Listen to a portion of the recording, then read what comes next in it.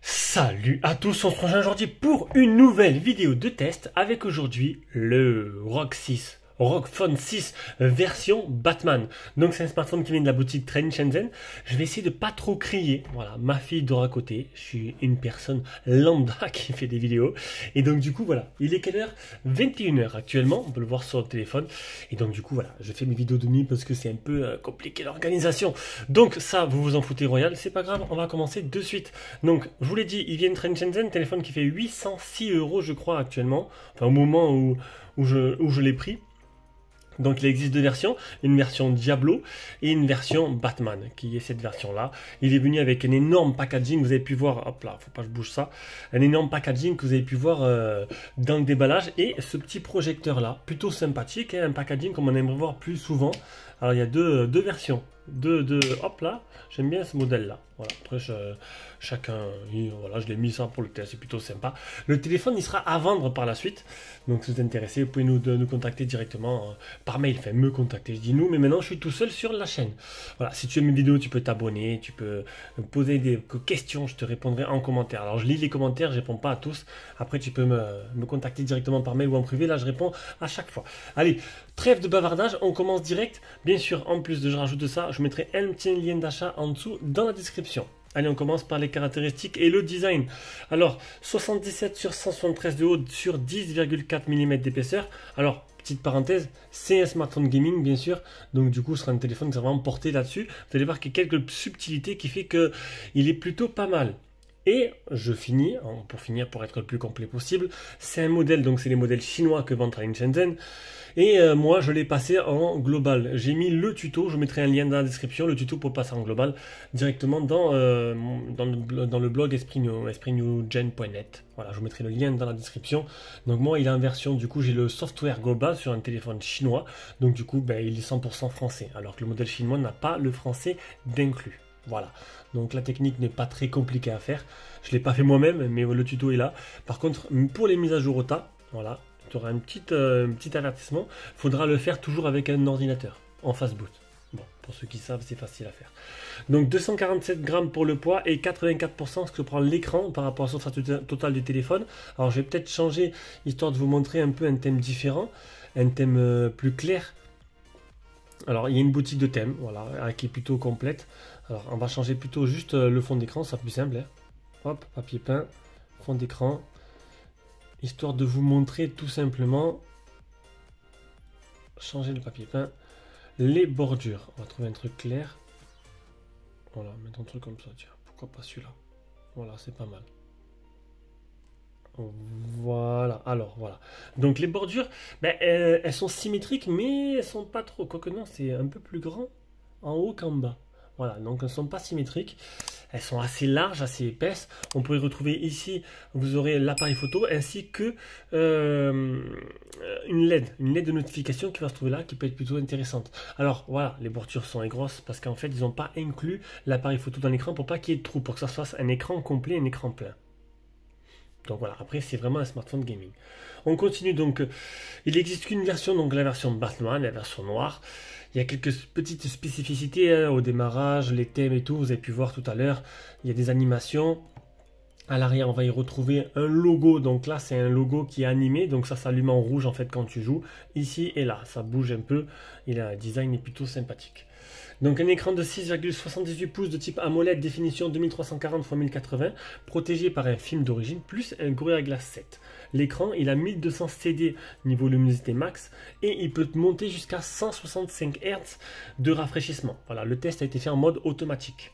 On verra tout à l'heure, je vous montrerai les captures d'écran, toutes les modes de rafraîchissement différents. Franchement, tu as l'embarras du choix. Dessous, tu auras quoi? Tu auras un type C avec le port jack. Sur le côté gauche, tu auras encore un port jack. Oui, parce qu'en fait, ben oui, c'est pas bête. Quand tu vas jouer, si tu veux le brancher, tu peux pas le brancher si tu joues en même temps. Que là, du coup, tu vas pouvoir le brancher. Et du coup, ça devient un port jack secondaire. Et tu pourras jouer et le brancher en même temps. C'est plutôt sympathique et plutôt bien fait.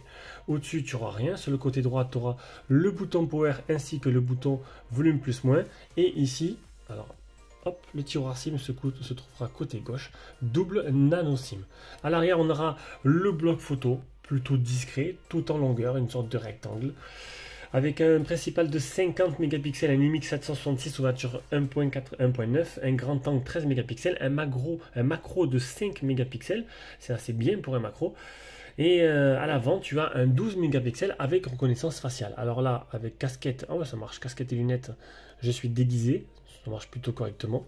On peut y voir le petit point là qui apparaît quand la caméra frontale se met en route. Le tout animé par le Dimensity 9000 Plus qui est un processeur quand même haut de gamme, même si c'est Mediatek, et qui, vous allez voir, niveau Antutu rivalise avec le Snapdragon 888, c'est plutôt pas mal. Un Mali G710 pour la partie graphique, 6000 mAh de batterie, recharge rapide 65 watts, Bluetooth 5.3. Alors il a les AirTrigger. AirTrigger, alors c'est quoi? En fait, c'est des boutons soniques intégrés ici et là. En fait, voilà, t'as pas de gâchette. T'as rien, t'as pas de bouton tactile, c'est la technologie Sonic, vous allez voir tout à l'heure en jeu, tout simplement, c'est plutôt sympa. Il y a aussi une petite option sympa, quand tu, voilà, tu peux serrer le téléphone et associer des actions à ça. Bon, après c'est toi qui verras ce que tu feras avec. Haut-parleur stéréo, 3 microphones, il est certifié IPX4, la LED de notif, je l'ai dit, et il manque, pour les bandes 4G, il manque que la B28A, il est full 4G, full 5G, ben non pas full 4G, parce qu'il manque la B28A. Bon, tu auras compris. Et puis voilà. Je sais pas si tu as vu, mais en appuyant sur les deux côtés du téléphone, donc ça m'a activé, ça me l'a désactivé, on va le remettre. Voilà, ça m'a activé le mode TAC, le mode console. On va baisser le son il est plutôt pas mal du tout. Donc tu vas retrouver un petit résumé, donc température du système, la fréquence du processeur, les gigas de RAM disponibles, le stockage, les 3 modes disponibles, dynamique mode X ou ultra durable qu'on verra tout à l'heure, éclairage système, donc ça on peut voir le petit écran LED qui est à l'arrière, voilà, qui est activé, avec le Dare to Play qui est aussi allumé, donc ça tu peux les activer depuis direct, hop, depuis ici tout simplement. Synchronisation d'éclairage, planifier l'extension de l'éclairage, paramètres avancés, l'aéroactive couleur, ça c'est une sorte de ventilo que tu achètes en plus, voilà, c'est un truc en plus pour refroidir le téléphone. Et après tu as tout ce qui est en rapport avec le jeu et les AirTrigger qui se trouvent au-dessus du téléphone, qui sont là et là, qu'on verra tout à l'heure sur Call of Duty. Alors que la vidéo est terminée, je m'aperçois que j'ai oublié de vous montrer le capteur d'empreinte. Alors je vais vous montrer, tac, on appuie une fois dessus, hop, le petit logo Batman apparaît, on met le doigt dessus, c'est plutôt rapide et c'est plutôt sympa. Allez, maintenant, place au montage. Allez, on passe à l'écran, un écran, je vous l'ai dit, de 6,78 pouces, full screen. Voilà, pas de trou dans l'écran, de type AMOLED, tu peux monter jusqu'à 165 Hz. Alors, je vais un peu chipoter sur la unité max à 1200 CD. On a maintenant des hauts de gamme à 1500, même 1800 avec les derniers modèles qui sont sortis. Et donc, du coup, c'est vrai que 1200, on est un peu sur la technologie précédente. On aurait pu peut-être avoir une meilleure unité max. C'est un peu dommage, on va pas chipoter, mais bon, il fallait le dire quand même pour le préciser. Voilà, sinon, bon, c'est un écran 10 touches, ça, pas de surprise. Allez, on passe à la partie logicielle. Alors, Phone Tester, on va voir l'état des capteurs. Donc, l'accéléromètre, le gyroscope, champ magnétique, la boussole, le capteur de lumière qui marche très bien, le capteur de proximité. Après, on est sur, du coup, une surcouche personnalisée à l'effigie du justicier masqué, qui est Batman. Donc là, bon, j'ai changé le fond d'écran, bien sûr. Niveau optimisation, ça tourne aux petits oignons. Honnêtement, ça tourne très bien. Il n'y a pas de souci de ralentissement et ça, c'est plutôt pas mal. On va maintenant passer un peu à ce que propose le téléphone, les options de la ROM, et ça peut être plutôt intéressant. Et on commence de suite avec le Antutu 1 106 779. Donc voilà, vous pouvez voir que ce Dimensity 9000 Plus, il est vraiment très puissant, et ça c'est plutôt pas mal. C'est peut-être un partie jeu qui sera un peu moins bon peut-être que le Snapdragon. Allez, on continue, donc le test de chauffe qui a dépassé les 45 degrés, donc du coup il s'est arrêté tout simplement, le téléphone s'est mis en sécurité, 10 touches pour l'écran, le Geekbench le premier, le deuxième Geekbench. On arrive, alors il est certifié L1, donc moi bien sûr je suis passé en modèle global, et je peux pas vous dire vraiment si le modèle chinois est toujours certifié L1, donc qu'est-ce que ça change en fait, c'est que juste si Netflix il sera en HD ou pas, tout simplement. Les captures d'écran, donc ça c'est le PCMark 18608, je l'ai fait 2 fois. Alors bouton ultrason, donc ça je vous le mettrai tout à l'heure en jeu. Alors c'est bien parce qu'il y a un petit menu tout en français, bon oui parce que c'est la version globale, il y a un petit menu qui vous explique un peu toutes les options du téléphone, des trucs plus ou moins utiles, mais qui vous montrent un peu et qui vous apprend un peu comment ça marche. Ça, c'est plutôt pas mal. Donc j'ai fait les captures d'écran. Donc il y a les boutons ultrasons, il y a l'outil de bord. Le contrôler les jeux avec les boutons plus froids, donc ça c'est le Air Trigger. Profitez de votre jeu même en chargeant. Donc là je vous montrerai tout à l'heure, on fait apparaître le menu et il y a tout qui est paramétrable. Un mode sécurité urgence, double application. Bon par contre il n'y a aucune application que moi j'ai installée qui permet d'avoir deux comptes en même temps. Le petit hop, ça, donc c'est petit, bon ça ils font tous, toutes les ROM le fait maintenant. Optiflex accélère le lancement des applications, réduit le chargement, économise l'énergie en veille. Donc ça pour moi je l'avais désactivé. Les gestures d'écran éteindre, donc le double tap pour l'allumer, double tap pour l'éteindre, le capture d'écran 3 doigts, tu mets à l'oreille, ça décroche, etc. etc. Ça c'est commun aussi à toutes les applications. Le double tap arrière, ça c'est plutôt pas mal. Tu fais double tap arrière, donc là c'est associé au double écran. Le mode une main, caméra, lancement rapide, tu appuies deux fois rapidement sur l'alimentation, ça lance la caméra. L'enregistrement d'écran, le mode poche, le mode gant. Donc là, le double tap arrière, voilà, ouvrir la caméra, lampe torche, enregistreur de son, ouvrir l'assistant Google multimédia. La boutique de thème, avec les wallpapers, papier peint, et voilà. Boutique de thème, température de couleur, donc ça c'est par rapport à l'écran, optimal, naturel, cinématique, standard et personnalisé. Le taux de rafraîchissement, 60, 90, 120, 144, 165 ou auto. Donc moi je me suis mis en mode auto, tout le test, et c'est comme ça que j'aurais fait l'autonomie. Après, pour les vrais gamers, bon, bien sûr, vous allez monter à 165. Sinon, pour une utilisation plutôt quotidienne, un mode 90, si vous ne voulez pas mettre en mode auto, suffit largement. Vitesse d'animation, ça, c'est plutôt excellent parce que du coup, c'est la première fois que je le vois sur un téléphone. Normalement, c'est dans les options développeurs. Ça permet d'avoir un effet de fluidité accru. Voilà, ça augmente la fluidité du système. Et donc, du coup, il faut passer à 0,5. Et c'est assez rare pour être souligné parce que d'habitude, c'est pas. Comment dire, il faut rentrer dans les options développeurs pour le débloquer. Voilà. Et d'origine, c'est bloqué. Le style de menu classique, coloré, calme ou élégant, navigation système, gesture et boutons, l'Always on Display, la lettre de notification, ça c'est plutôt très utile, surtout que ça n'existe plus du tout. Le son, vibration, mode extérieur, silence complet, synchronisation du volume, sonnerie intelligent. Donc c'est un téléphone qui est vraiment poussé, qui est poussé vers le jeu. Mode de système, mode X, meilleure performance pour les jeux, dynamique, performance optimisée pour les actions quotidiennes, ultra durable pour économiser la batterie. On arrive à l'autonomie, une batterie de 6000 mAh, recharge rapide 65 watts, ça donne quoi? Sur une journée type de 13 heures, j'ai utilisé 39% avec 2h51 d'écran allumé et 12 minutes d'appel. Donc un téléphone qui devrait vous faire, allez, peut-être 2 jours, à peu près 2 jours. En gros, on va pas 2 jours et demi, peut-être ça après, ça dépendra vraiment de votre utilisation. Mais bon, si vous achetez ce téléphone-là, c'est pour jouer. Je suis pas un grand gamer, je jouais beaucoup à Call of Duty avant, donc du coup la batterie elle risque de fondre un peu plus rapidement. Le GPS test 1 mètre de marge, 54 satellites fixés sur 66, c'est plutôt excellent. On passe maintenant à la partie photo. Alors, c'est un smartphone gaming, mais est-ce qu'ils ont mis de côté le côté photo et tout? Bon, on va pas se cacher maintenant. Maintenant, tous les téléphones font presque de très belles photos et c'est difficile pour les constructeurs de se démarquer. Voilà, c'est de mieux en mieux. Et honnêtement, je suis rarement déçu sur des modèles qui sont quand même à des modèles qui sont assez chers comme lui. Et vous allez voir que la partie photo, elle est plutôt sympa aussi. On descend en bas, donc on a le mode flash, le panorama. Donc maintenant, les photos, je les mets en 4 tiers. Suite aux demandes de mes abonnés qui me disent qu'en 4 tiers, il y a plus de pixels, la qualité est meilleure. Donc maintenant, je fais des photos en 4 tiers. Le HDR auto. Alors, en mode photo, tu as le grand angle ici. Tu as le zoom x2. Voilà. Après, un mode portrait, un mode panorama, un mode sillon lumineux, un mode plus avec manuel nuit, macro et pro vidéo, un macro 5 mégapixels. Le mode portrait, un autre mode photo, bon, le mode photo, le mode vidéo qui va te permettre de filmer jusqu'à 4K 60. Voilà. Maximum, c'est du 4K 60. Intervalle de temps et ralenti. Comme d'habitude, je vous mets toutes les photos dans un lien Google Drive que tu vas trouver dans la description de cette vidéo. Et du coup, maintenant, je vais mettre toutes les photos que j'ai prises et on va revenir directement avec l'appareil photo frontal pour faire un bilan.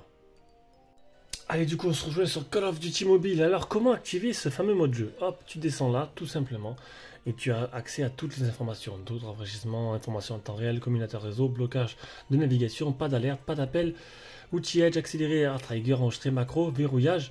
Demande d'amis, tiens j'ai une petite demande d'amis, pourtant je ne l'avais jamais. Voilà, donc toutes les options sont là. Pour activer les Air Trigger, je vais le faire en même temps. Voilà, on va là, bouton à ultrason, tu cliques là, ça apparaît le L et le R tout simplement. Qu'est-ce que tu fais? Tu les fous directement sur, tu les mets directement sur les boutons que tu souhaites et après on va les utiliser. Voilà, tu as une petite vibration en même temps quand tu appuies, donc c'est plutôt sympathique. On va tester ça de suite. Allez, voilà, nickel. Allez, on se retrouve une petite partie de Call of Duty. Alors, les Trigger, d'un côté, je recharge, de l'autre côté, j'ai mis tirer. C'est plutôt... Ah, j'ai pas fait long feu. C'est plutôt efficace. Il doit y avoir du snipe dans le coin, là. Putain, je la connais pas, cette map, ça fait longtemps, j'y joue plus. Ouais, je suis pas doué, je sais, ça fait longtemps. Alors ça apporte un petit... ça marche plutôt bien. Ces boutons soniques. Et voilà, et d'un. Je recharge à gauche. Je tire à droite, c'est sûr que... Ah, voilà, je suis mort. C'est sûr que ça apporte un petit plus, hein. C'est plutôt pas mal. Bon allez, on passe à la suite.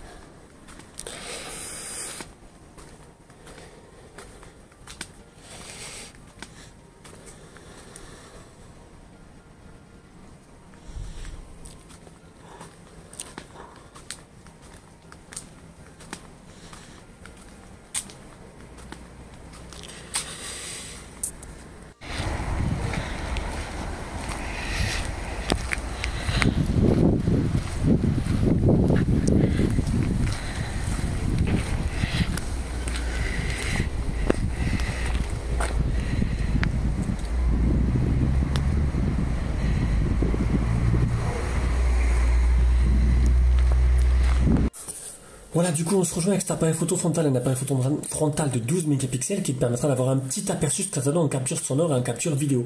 Donc, qu'est-ce que ça donne? Ils n'ont pas laissé tomber, ils n'ont pas mis de côté la partie photo. J'ai réussi à faire de très jolies photos.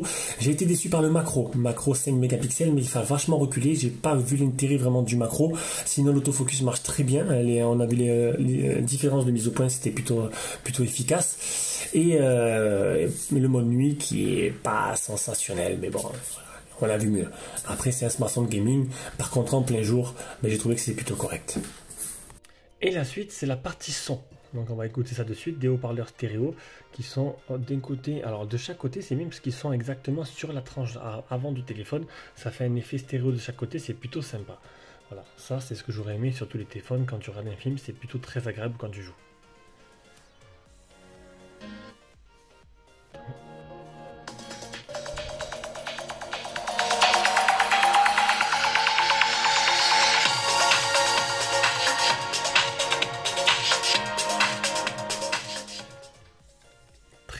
Très bon son, en plus deux faces comme ça, en stéréo, ça donne vraiment un petit plus. Franchement, un smartphone gaming qui est vraiment bien fait, bien fini, bien pensé. Alors qui va pas bien sûr être pour tout le monde, hein. C'est vraiment pour l'utilisation que vous en avez besoin. Mais voilà, moi j'ai bien aimé. Après j'ai bien aimé, mais c'est vrai, c'est sûr, c'est pas pour moi parce que je suis pas vraiment un gaming dans l'âme, un gamer dans l'âme, on va dire, surtout sur mobile. Allez, sur ce, je vous fais des gros bisous. J'espère que cette vidéo vous a plu. C'était une vidéo plus calme et plus posée. J'étais pas excité ce soir. Et voilà. Allez, bisous, ciao, ciao.